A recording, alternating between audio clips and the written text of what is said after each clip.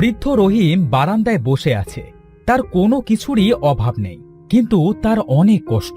কারণ তার ছেলে অনিক এবং ছেলের বউ রেহেনা তাকে দেখতে পারে না। সময় পেলেই রহিমকে তারা অনেক কথা শোনাতো। এমন একদিন, মা রাহেলা, আমাকে একটু পানি দেবে মা? এই নিন আপনার পানি। পানি খেয়ে আমাকে উদ্ধার করেন তো।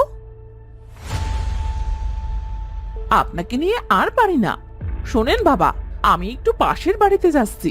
মিলন এলে ওকে খেতে দিবেন, বুঝেছেন? মা, আমি কি ভাত বেড়ে খেতে দিতে পারবো? পারেনটা কি বলুন তো? আপনি পারেনটা কি? শুধু গিলতেই পারেন? শুনুন তো, আপনি পারবেন কি পারবেন না সেটা আমার দেখার বিষয় না। আপনার ছেলে এলে যেন সে না খেয়ে থাকে না।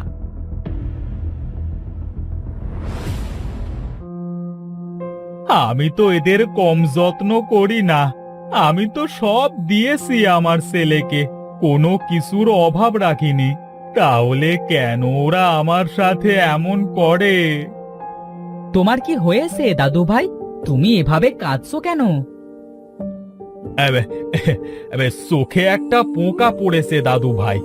তুমি বরং বই রেখে হাত মুখ ধুয়ে আসো কেমন? আমি তোমাকে খাবার দিচ্ছি। তুমি কেন খাবার দেবে দাদু ভাই? মা কোথায় গেছে? তোমার মা সীমাদের বাড়িতে গেছে, আমাকে তোমার খাবার দিতে বলেছে। তোমাকে কষ্ট করতে হবে না, আমি নিজেই খাবার নিয়ে খাচ্ছি। তোমার মা বাবা এসে দেখলে আমাকে যে বকবে দাদু ভাই। বাবা মা কিছুই বলবে না, তুমি চুপ করে বসো তো। মিলন খাবার বাড়ে। এমন সময় রেহেনা বাড়িতে আসে। মিলনকে খাবার বাড়তে দেখে রেহেনা অনেক রেগে যায়। এ কি বাবা, আপনি আমার এতটুকু ছেলেকে দিয়ে কাজ করাচ্ছেন? লজ্জা করে না আপনার? সারাদিন শুধু বসে বসে খাওয়া আর অন্ন ধ্বংস করা, অকম্মার ঠিকই একটা। মা, তুমি দাদু ভাইকে এমন করে বলছো কেন? দেখো দাদু ভাই কেমন কাঁদছে। তুই একটা কথাও বলবি না, চুপ করে থাক। কি হয়েছে বাড়িতে? সবাই এমন চিল্লাচিল্লি করছো কেন? হ্যাঁ, চিল্লাচিল্লি করছে কি আর সাথে? তোমার বাবা কি করেছে জানো? আমার এইটুকু ছেলেকে দিয়ে কাজ করাচ্ছে। তোমার বাবা কি অসুস্থ হয়ে বিছানায় পড়ে আছে নাকি? সে একটু কাজ করে খেতে পারেন না? বাবা, রেহেনা যা বলছে তা কি সত্যি? আসলে বাবা, আমি... তার মানে সব কিছুই সত্যি? এই আমার ছেলেকে দিয়ে কেন কাজ করিয়েছো তুমি? তোমাকে দেখলেই আমার রাগ মাথায় উঠে যায়। বেরিয়ে যাও, আমার বাড়ি থেকে এক্ষুনি বেরিয়ে যাও। আমি মাঠ থেকে বাড়িতে এসে যেন তোমাকে আর না দেখি। আর একটা কথা, ঘরের একটা জিনিসেও যেন হাত দেবে না। ঠিক আছে বাবা, তোরা সবাই ভালো থাকিস। দাদু ভাই, তুমি কি সত্যি সত্যি আমাকে ছেড়ে চলে যাবে? মিলনের কথায় রহিম কোনো উত্তর না দিয়ে কাঁদতে কাঁদতে বাড়ি থেকে বেরিয়ে যায়।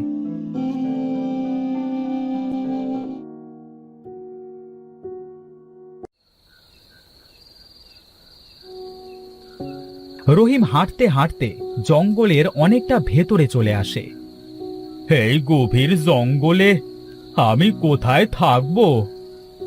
এটা বলতে বলতে রহিম কিছুটা দূরে একটা বাড়ি দেখতে পায়। ওই তো একটা বাড়ি, আজ রাতটা বরং আমি ওখানেই থাকি।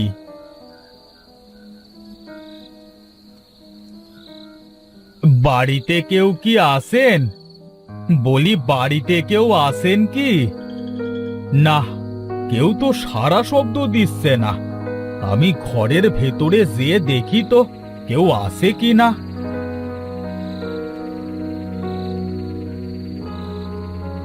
রহিম ঘরের ভেতরে যেয়ে দেখলো একটা লোক নাক ডেকে ঘুমাচ্ছে। এই যে বাবা, ঘুমাচ্ছো?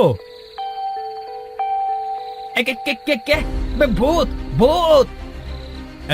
আমি ভূত নই বাবা, আমি একজন বৃদ্ধ লোক। তাই তো, তাই গভীর জঙ্গলে আপনি কেন এসেছেন? হ্যাঁ, আমার যে যাবার মতো কোনো জায়গা নেই, তাই হাঁটতে হাঁটতে জঙ্গলে চলে এসেছি। আর চাচা, আপনি কাঁদছেন কেন? কাঁদবো না তো কি করব, আমার যে বড় পোড়া কপাল, আজ আমার সব থেকেও কিচ্ছু নেই। কেন, কি হয়েছে চাচা? কেউ কি চুরি করে নিয়ে গেছে নাকি? তারও ওপরের কিছু বাবা, আমার ছেলে আর ছেলের বউ মিলে বাড়ি থেকে বের করে দিয়েছে। আমার বাড়িতে কোনো কিছুর অভাব নেই, কিন্তু একটা জিনিসও আমাকে আনতে দেয়নি। আমার বাবার দেওয়া একটা আংটি আছে, সেটার কথা আমার খুব মনে পড়ছে। আহারে, আপনার তো সত্যি অনেক কষ্ট। আপনি যদি চান তাহলে আমি আপনাকে আপনার বাবার দেওয়া আংটিটা এনে দিতে পারি। সত্যি এনে দিতে পারবে তুমি? কিন্তু কিভাবে এনে দেবে আমার আংটিটা যদি ধরা পড়ে যাও? হ্যাঁ, এই সিরাজ চোর কখনো কোনো কিছু চুরি করতে যেয়ে ধরা খায়নি। হ্যাঁ, কারণ আমি বুদ্ধি দিয়ে চুরি করি। কি, তুমি চোর বাবা? হ্যাঁ চাচা, আমি একজন চোর। চুরি না করলে আমি খাবো কি? তুমি এই গভীর জঙ্গলে কেন থাকো বাবা? আমার যে বাবা মা কেউ নেই, কার কাছে থাকবো আমি? যাদের বাবা মা আছে তারা মূল্য দেয় না, কিন্তু যাদের বাবা মা নেই তারাই জানে বাবা মা কতটা আপন। আজ থেকে আমি তোর বাবারে ছেলে, তুই আর কাঁদিস না। সত্যি বলছো তুমি? তাহলে আজ থেকে আমি তোমাকে বাবা বলে ডাকবো। তুমি আমাকে বলো তোমার কি কি চাই। তোমার ছেলের বাড়ি থেকে আমি তোমার জন্য সব কিছু উদ্ধার করে এনে দেব। আমার আংটিটা নিয়ে আসবি, আর আমার ঘরে একটা পুরাতন চাদর আছে, সেই চাদরটা নিয়ে আসবি। আর কিছু না বাবা? হ্যাঁ, আরো অনেক জিনিস আছে, আমাকে নাম বলতে দে। রহিম সিরাজকে অনেকগুলো দামি দামি জিনিসের কথা বলে। ওরে বাবা, এগুলা তো অনেক দামি দামি জিনিস। বাবা, তুমিও আমার সাথে যাবে? তুমি বাড়ির বাইরে অপেক্ষা করবে, আর আমি ভেতরে যাব। আমি যে কি করব রে বাবা, আমি গেলে তুই যদি ধরা পড়ে যাস? আমি কেন ধরা পড়ব বাবা? তুমি তো বাইরে থাকবে। তুমি বাইরে থেকে কখনো কুকুরের মতো, কখনো মুরগির মতো, আবার কখনো শেয়ালের মতো ডাকবে। তখন তোমার ছেলে আর ছেলের বউ অন্যমনস্ক হয়ে যাবে, কুকুর শেয়াল খুঁজতে বাইরে বের হবে। এই ফাঁকে আমি আমার কাজ সেরে ফেলবো। তুই সত্যি অনেক চালাক। সব সময় কি এমন চালাকি করে চুরি করিস? কি অদ্ভুত বুদ্ধি! হ্যাঁ, ঠিকই বলেছো বাবা তুমি। আমি সব সময় চালাকি করেই চুরি করি। তুই আমাকে আমার জিনিসগুলো এনে দিস, এরপর তোকে আর কখনো চুরি করা লাগবে না। আমি চুরি না করলে আমার বাবাকে কি খাওয়াবো বলো? আমার ছেলেটার কত চিন্তা আমাকে নিয়ে। চিন্তা হবে না, আমার একটা মাত্র বাবা। এবার চলো তো বাবা, এরপর সকাল হয়ে যাবে, তখন আর তোমার জিনিসগুলো এনে দিতে পারবো না।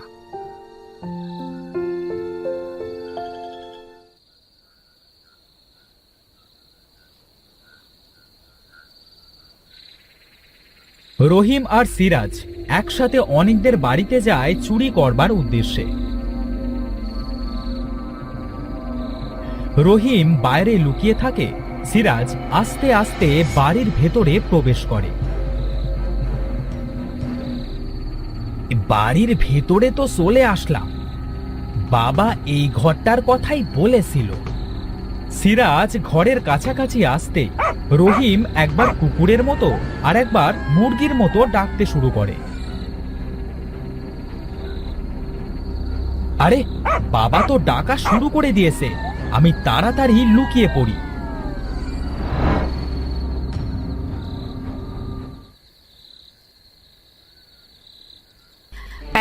ওঠো না, ওঠো। আরে ডাকছো কেন এভাবে? হ্যাঁ, মনে হচ্ছে কুকুরে আমার মুরগি ধরেছে। চলো তো সে দেখে আসি। আচ্ছা ঠিক আছে, চলো।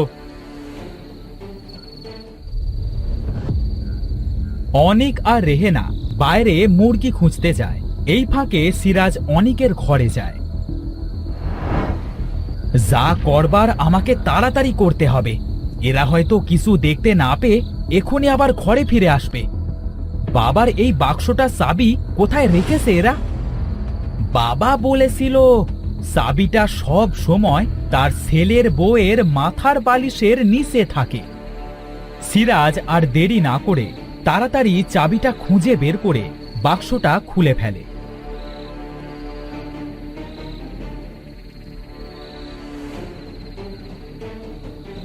এমন সময় কারোর পায়ের আওয়াজ শুনে সিরাজ লুকিয়ে পড়ে। এরে, ওরা তো আবার চলে আসলো, এখন কি হবে?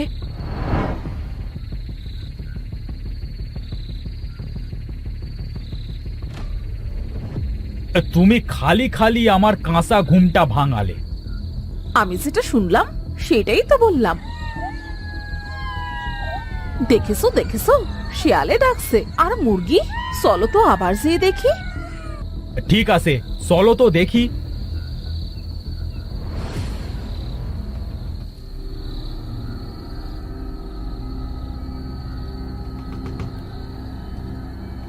তারা ঘর থেকে বের হতেই সিরাজ বাক্সটার ভেতর থেকে সব দামি দামি জিনিস বের করে নেয়। আংটি আর চাদরটাও নিতে ভোলে না। তাড়াতাড়ি বের হয়ে যায়, না হলে এরা চলে আসবে।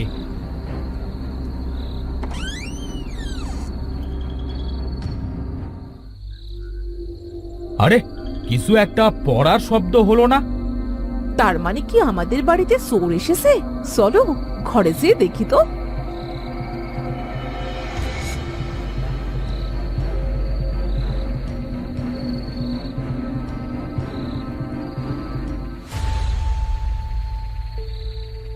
এইটা আমাদের কি সর্বনাশ হলো! আমাদের দামি দামি সবকিছু যে চোরে নিয়ে গেল, সাথে বাবার জাদুর আংটি আর চাদরটাও নিয়ে গেছে।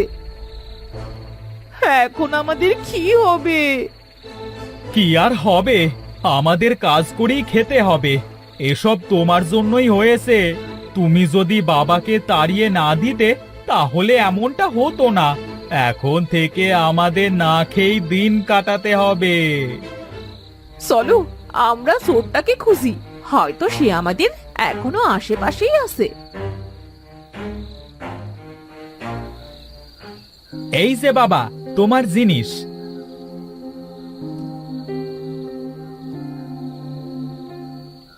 ওরা আমাদের খোঁজবার জন্য আমাদের কাছে চলে এসেছে। এই চাদরটা দে আমার কাছে। চাদরের ভেতরে আয় বাবা। হে জাদুর চাদর, আমাদের জঙ্গলের ভেতরে ছোট্ট কুটিরে নিয়ে যা। চাদর তাদের ছোট্ট কুটিরে নিয়ে যায়। এটা কি হলো বাবা? আমরা এত তাড়াতাড়ি কিভাবে চলে আসলাম? এটা হলো জাদুর চাদর। এই চাদরকে যেখানেই নিয়ে যেতে বলা হয় সেখানেই নিয়ে যায়। আর আংটি আছে না একটা, এটাকে যা করতে বলি তাই করে, দেখবি। রহিম আংটিটা নিয়ে আংটিটাকে বলল, আমাদের এখানে সুন্দর একটা বাড়ি তৈরি করে দে দেখি। আজ থেকে আমরা বাবা আর ছেলে মিলে এখানেই থাকবো। আমাদের কোনো কিছুরই কষ্ট হবে না।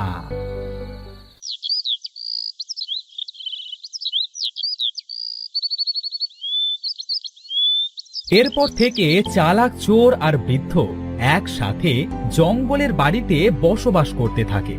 আংটিটাকে খাবার আনতে বললে খাবার এনে দেয়, আংটিটাকে যা বলে তাই করে। এরপর থেকে বৃদ্ধের আর কোনো কষ্ট থাকে না। সিরাজের সাথে হাসি আনন্দে দিন কাটাতে থাকে।